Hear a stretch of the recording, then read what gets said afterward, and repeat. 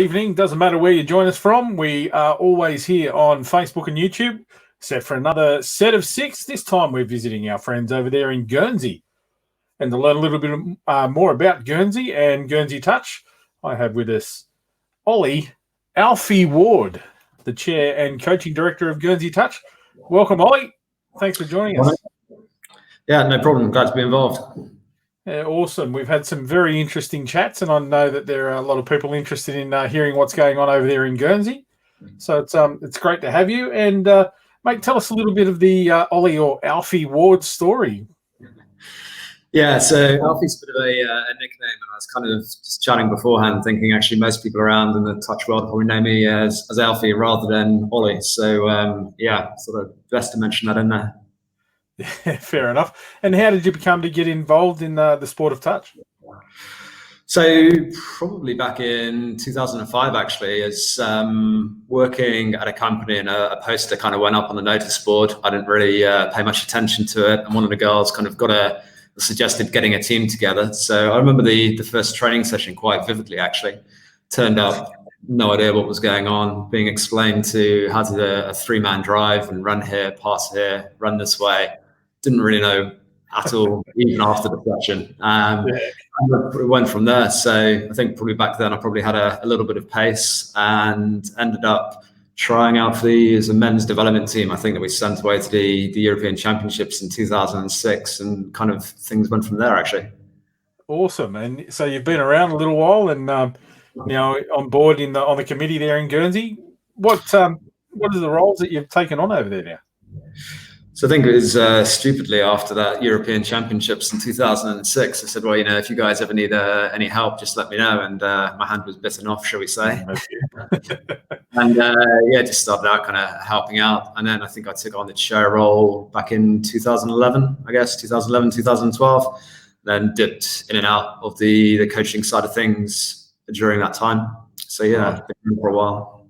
Excellent. Well, mate, it's great to have you on board. And like I said, we'll move on now into the set of six, roughly based around 6 questions, but obviously there's a little bit of fill in there as well. And, we might even get some viewers. We've got a few on board there, live viewers that can feed us some questions in the comments field. So let's see, we'll kick it off. So, mate, obviously in the COVID-19 pandemic situation, how's it affected Guernsey in general and more broadly the touch community? So thinking back to the start of the year, then we were actually training and aiming to be sending a couple of teams away to the European Championships, which are due to take place this year. And I think at the time, thinking back, we didn't have any kind of community transmission cases. And so there were kind of people coming back to the island from traveling away. So there weren't really any restrictions in place.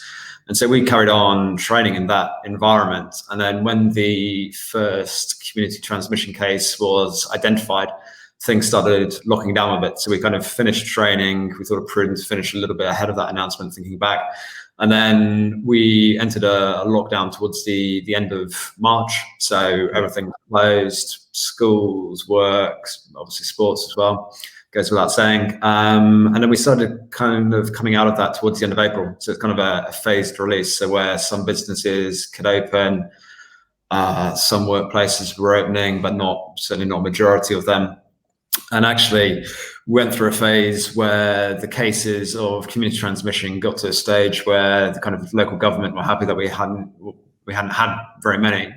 And so things started opening up a little bit more. And that actually allowed us to plan for when we thought that sports would actually be allowed to be played in wider groups.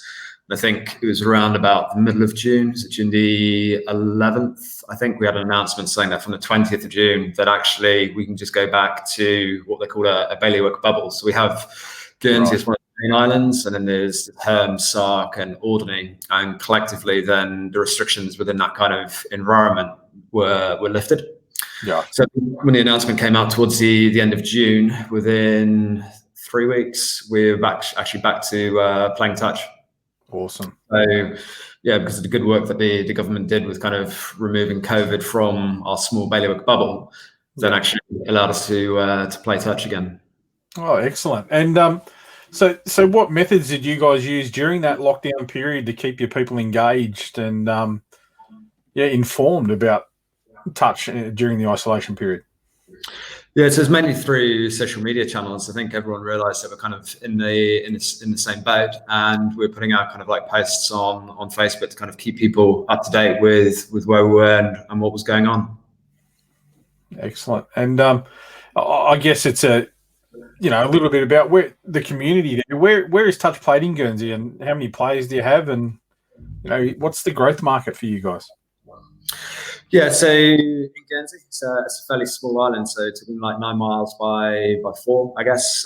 Population around about 60,000 people. So we tend to play at one location. I mean, going back, we always used to have a battle every season of going, right, we were playing touch at this venue, where we're going to play next year, because they're fully booked up with football or we're at. Yeah. We went through a phase of kind of like pitch hopping or field hopping from venue to venue.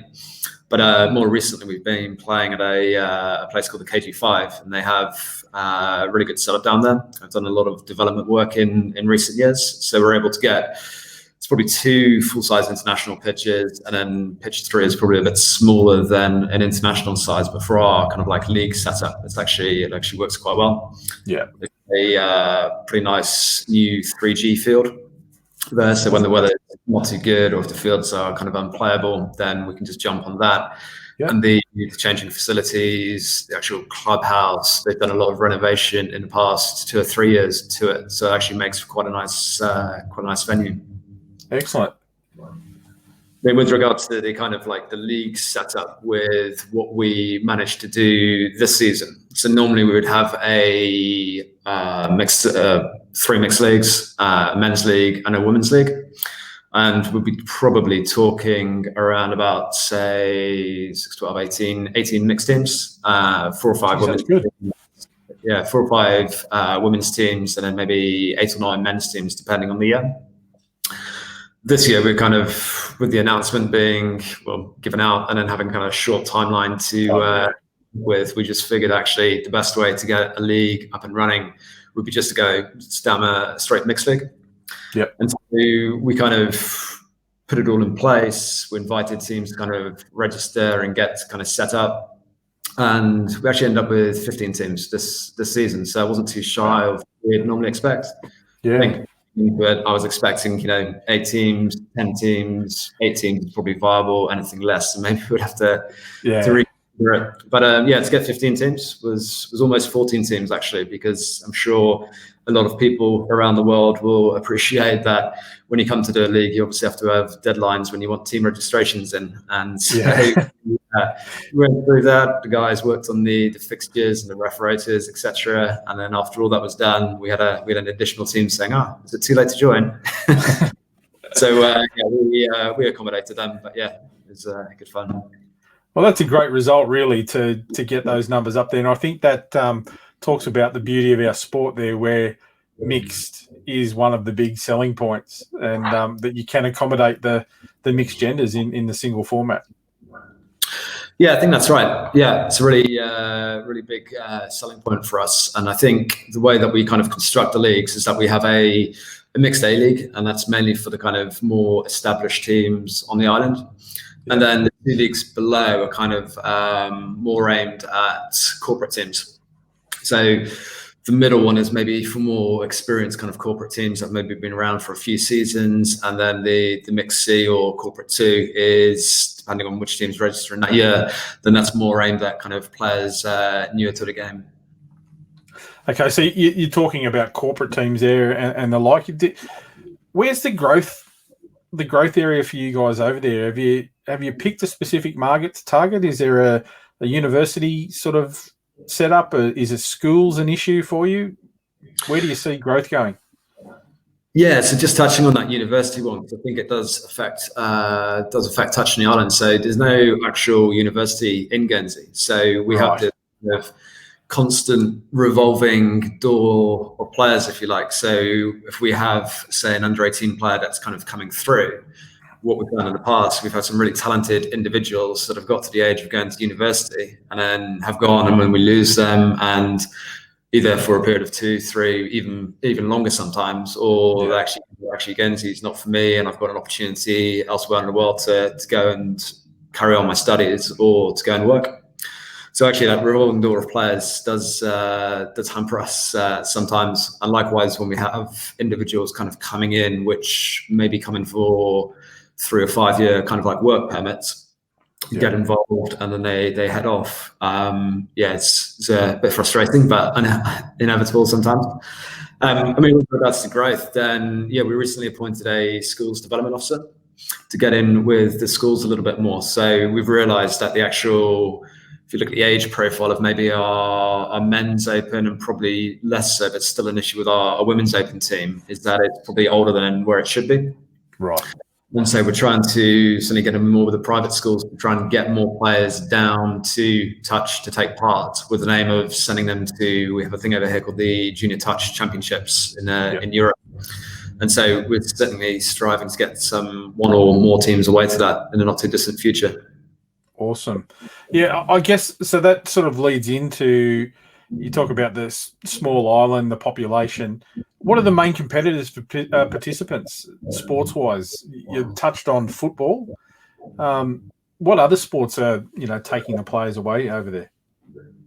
Yeah, so generally it's quite a sporty island, and it's quite a high proportion of people playing sport over here.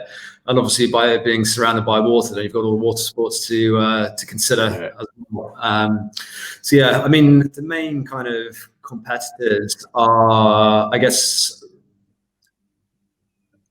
I was going to say main competitors, but also kind of complement it. When you've got the rugby players and you've got, say, the start of our touch season, and then that kind of often conflicts with the tail end of the rugby season. Area where you've got men's and women's players who are still carrying on the rugby season, and towards the end of the season, there's often some big kind of crucial games which you can't afford to miss, or don't want to pick up an injury ahead of those kind of games. And then towards the end of the touch season, you start losing some players to those kind of sports as they kind of gear up towards their pre-season. Yeah. At the same time, for the bulk of the summer, and maybe if they're not trying out for the national team, then they find it quite useful to actually kind of keep the fitness levels up, and to keep the ball skills up as well. Yeah, I guess that's things that we've touched on in all of the sets of 6 that we talked about there. With some of those other countries, it's about, and the second part of this that you can see on the screen there on the question, that, and you mentioned it yourself, that do we combat those sports or do we complement them? And it's interesting that you mentioned that how we complement certain sports, and people identify readily rugby, or in Australia and England, it's rugby league as well, and in different countries around the world.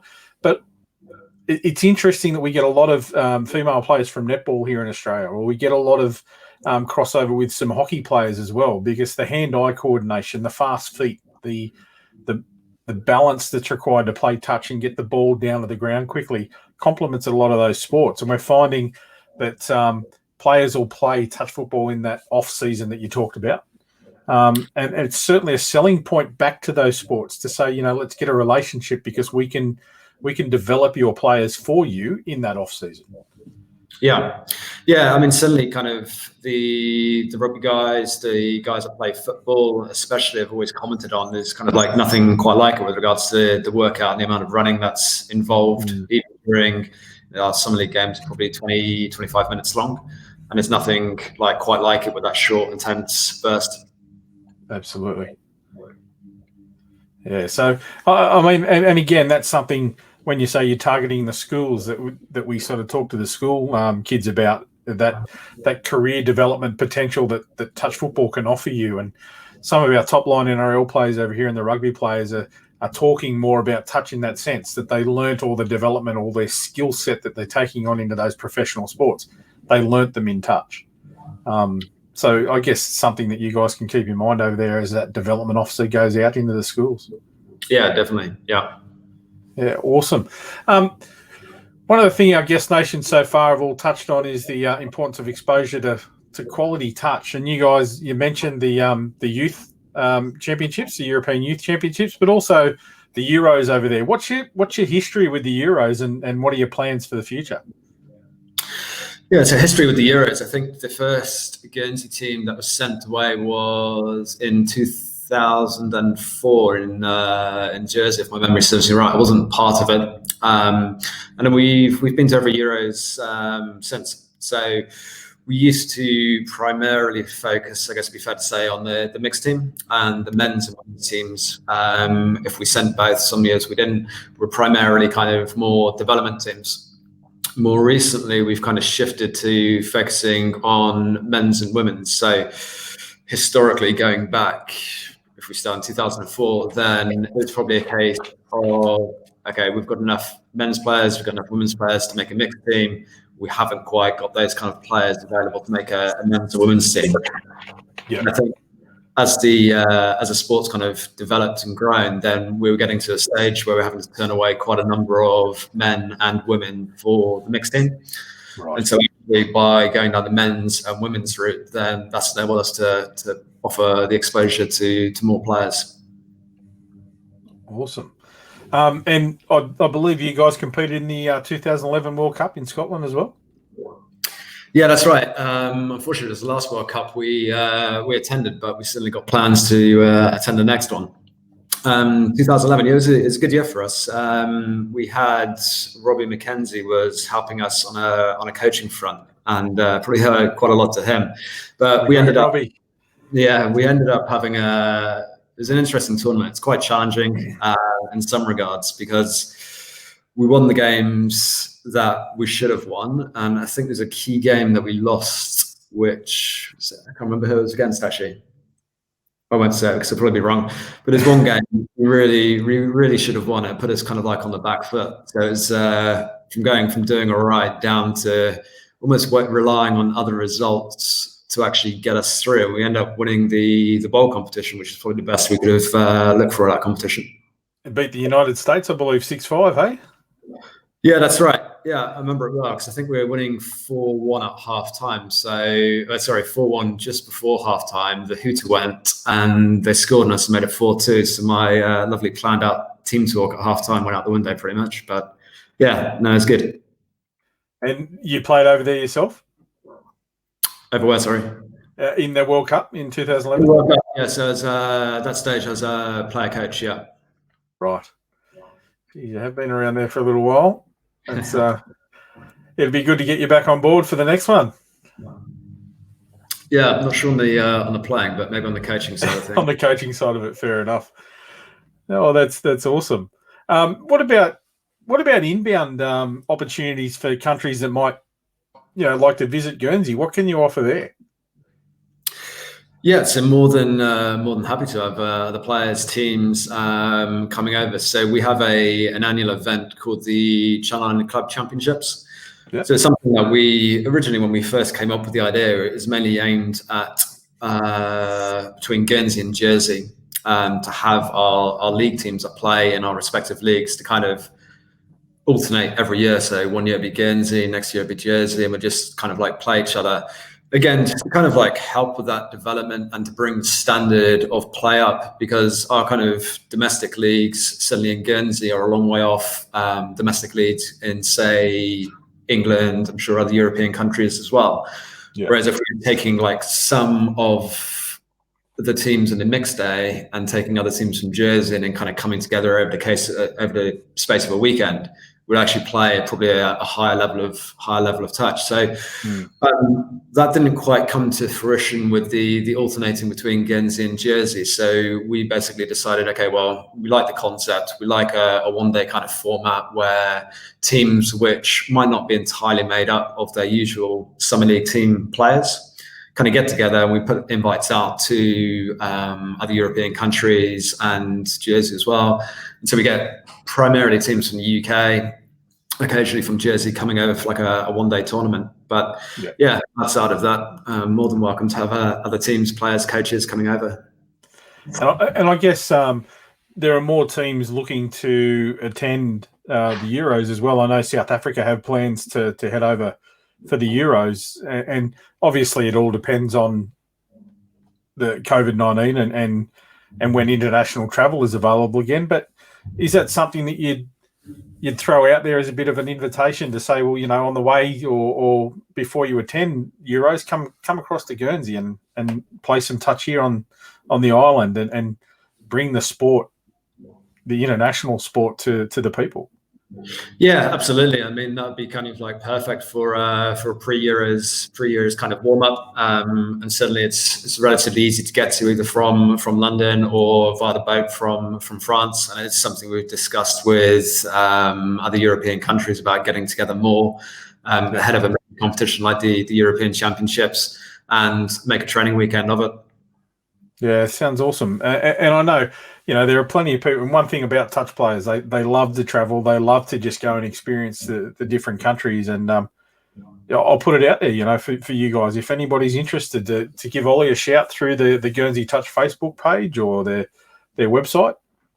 And, help out the developing nation. We've got a comment from one of our regular viewers, Simon. A really interesting question as well. Question for Fit. So I guess it's based at us and on support of you guys that schools are unable to play and teach contact rugby at the moment, which is an interesting point. And touch is perfect, but teachers lack resources and knowledge. Is there some resources you can share with Guernsey development officers and high school PE teachers? Simon, that's a great question. And basically the answer is there are plenty of resources. And yeah, it's something that we can certainly look at. I know our junior development panel always have that sort of stuff in mind, and it is a really good point that you make about the contact rugby at the moment. So maybe it is a good chance for us to help out the Guernsey guys, and not just Guernsey, any other nation out there that wants that level of support as well. Just get in contact with our junior development panel. But I'll feed that question through to those guys and see what we can do there for you, Ollie, given that it's a new appointment and you'd be looking for some resources. Yeah, that'd be great. Yeah, I mean, currently we're kind of using some stuff which England Touch have kindly put together, but the more resource we have, the better. Yeah, absolutely. The England resources are exceptional. There's some great people on board over there in England, and that's clear to see in the way that the game has developed in that country. And you know, they're right at the forefront of some of the technological development as well. So, but like you said, the more resources you can get, the better it is. So I'll definitely feed that into our junior development panel.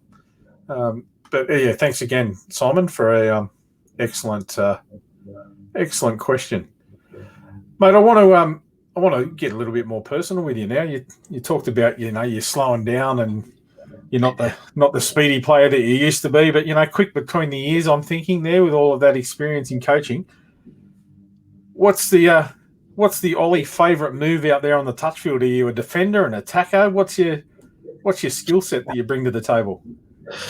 Skill set, good at communicating, maybe. Right, you're a talker. Yeah. I think kind of like over the years, it always comes back to that, doesn't it? Doesn't matter which team you play in, whether beginners, they've been around for a few years. You always need that. Yeah, probably with attacking, then going way back then, quickies are probably my thing. And then kind of like went through a phase of, I'm more of a setup player now. And then now I let the other guys do the work. Let the youngsters do all the hard work. Yeah, that's it.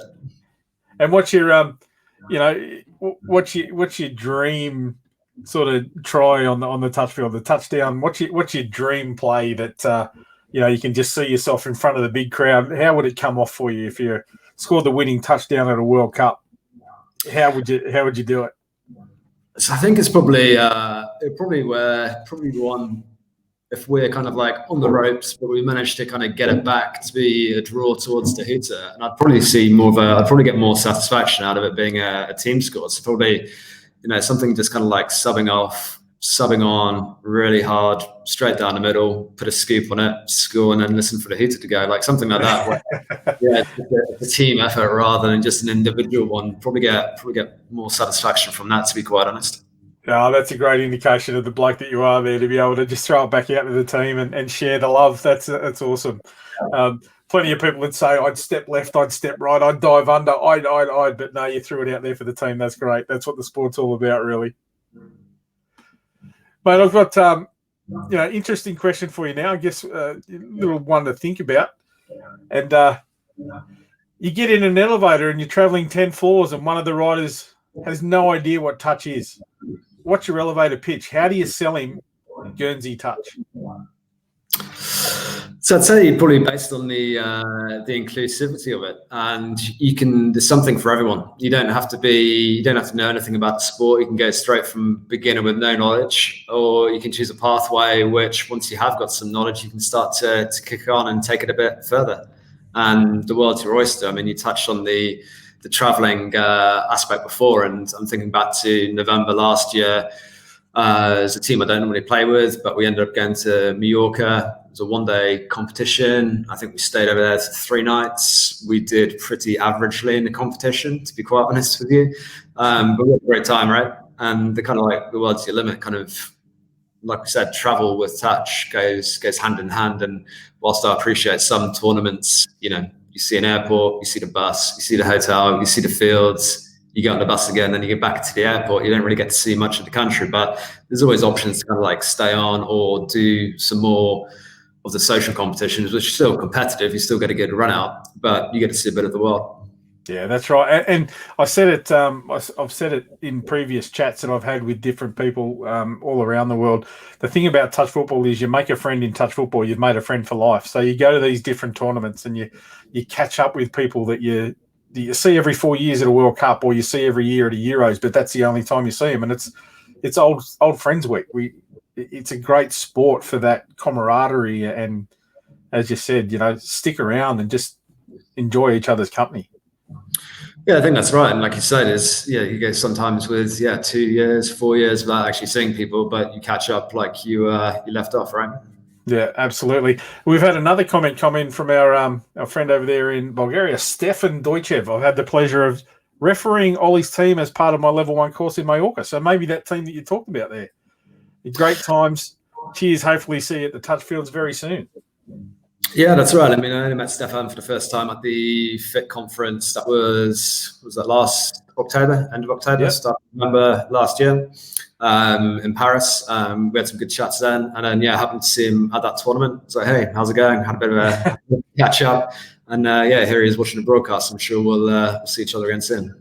Yeah, that's awesome, and doing great work over there as well, Stefan. And I love the beauty of social media, looking at all the different Facebook pages and the websites and seeing what's happening around the world with touch, and some of Stefan's photos that have been up with some of the tournaments, the beach touch tournaments he's had going on over there. And it makes me quite envious of you guys with that proximity to all of those different countries, the ability to, like you said, travel.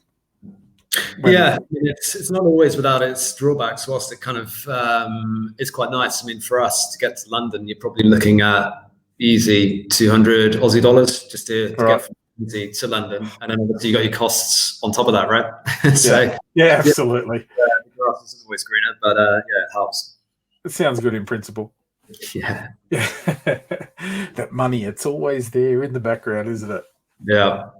And I think that is a part of, when you said you've only attended the Scotland World Cup, obviously the proximity of that helped out, and getting your small player base to attend all of those other World Cups, the cost comes into it. What is the financial sort of situation over there for Guernsey Touch? Do you have any major sponsors you want to give a shout out to? Yes, we've been fortunate to have a really good sponsor in the shape of KPMG. They've been our sponsor for the past 6 years, and actually they just renewed for this year. We are kind of in discussions with them at the moment with regards to renewing that going forwards. Like I said, they've helped us out kind of massively from the Guernsey Touch domestically, also the European Championships, and more recently have put additional funds for JTC events, so under 18. So it's been massively appreciated. But do realise we have been quite fortunate with that. Yeah, awesome. It's great to have that community support and support of sponsors like that to be able to develop the game. So, we thank KPMG for getting behind our friends over there in Guernsey as well. So anybody else on board that might be out there with a little bit of extra dollars in the Guernsey community, look the way of Ollie and the touch players. It's a great sport to sponsor and to develop that community sense of, togetherness and getting out there and fighting the common enemy when you take on the European Championships. Well, that's it, definitely. I mean, the amount of players that we've kind of been able to send away as a direct result of that sponsorship. I haven't done the numbers, but it's significant. Yeah, awesome. Well, mate, it's been great to learn a little bit more about Guernsey Touch, and we thank the guys that sort of shot in a couple of comments and questions there. What's the final sales pitch for people in Guernsey that might watch this back, or people that might travel to Guernsey? What is it that we can do for you? What can people around the world do for Guernsey Touch? Yes, I'm always keen to hear from kind of like players or coaches with regards to if they happen to be around Europe and are able to get across to Guernsey or planning to come to Guernsey. Always happy to sit down and have a drink, bite to eat, just bounce ideas off each other. Obviously, with the domestic league being relatively small, then a lot of our players, the most experience that they kind of like get outside of that is either going to the European Championships and learning in the first game and going, oh, it's a little bit faster, a little bit faster than I play back home, Or a handful of our players have actually gone across and played in the National Touch Series, the NTS in London. Yeah. So if like Galaxy London or other teams out there. And actually those kind of things bring back a lot of invaluable experiences that we can help players out locally and also help our coaches out. Yeah. And so, we are heavily reliant on actually experiencing the game other than being actually in Guernsey and by playing other teams when we are away, or by coaches coming over. So like I mentioned before, then we've been fortunate to have coaches from Scotland, Wales, England come over and actually do some coaching, and not just from the playing side, also on the refereeing side, which is equally absolutely coming over and coaching our referees. So I think we've got around about 30 to 40 level 1, level 2 referees, level 3 and a level 5. And the refereeing is something that we're keen to promote over here as well. Yeah, awesome. Yeah, fantastic. There's a lot of good work going on in the referees' development circles as well. And again, England Touch are an invaluable source of that sort of support as well. So great to hear that. And it's interesting that you say, because the game can't develop without good officialdom. So the more sort of support we put into that officiating side of the game will grow and develop as well. So if your players are progressing at a different rate to the referees, the game's not going to progress. So it's great that you have that vision to promote the official side of it as well. Yeah, it's one of the things that we're keen to progress. I mean, this year ahead of our league, normally we would run a referee course to get referees trained up to level 1, or those level 1s going up to level 2, typically in advance of the league, to actually then take part in the league. Obviously, that was a bit difficult this year. And so we haven't spent any time developing the referees as such from that point of view. But certainly into next year, it is something I'm keen to push, because, like you say, if you haven't got the standard of referees and you've got players turning around saying, "Oh, this referee did this referee didn't give that." It's like, well, hang on a sec, you don't referee, right? You don't referee. Yeah, exactly right. Yeah, that's it. I mean, we try to have 3 referees on a single game during our summer league. And so by trying to kind of like get as many referees refereeing as possible, it kind of just helps the sport out, like you say, and improves the playing standard. Yeah. And the best come back to those sorts of people is put a whistle where your mouth is, eh? Yeah, pretty much. Yeah. Absolutely. Well, mate, thanks very much for joining us for a set of 6. It's been great to catch up with you, and I look forward to meeting you around the touch fields and learning a little bit more about the Alfie story, and just catching up and being able to spread the love of the game. And it's clear to see that you've got that and the dedication. And on behalf of FIT, thanks very much for everything you're doing over there, and you keep up the great work. Cool. Thanks for having me on. So cheers. Thank you, everybody, for joining us for another set of 6 there. It's been great to catch up with our friend over there, Alfie, and we look forward to bringing you another set of 6. I believe Thursday we're heading off to Hong Kong to catch up with our friends over there, also on the island. So thanks for joining us for another set of 6. See you next week. Bye now.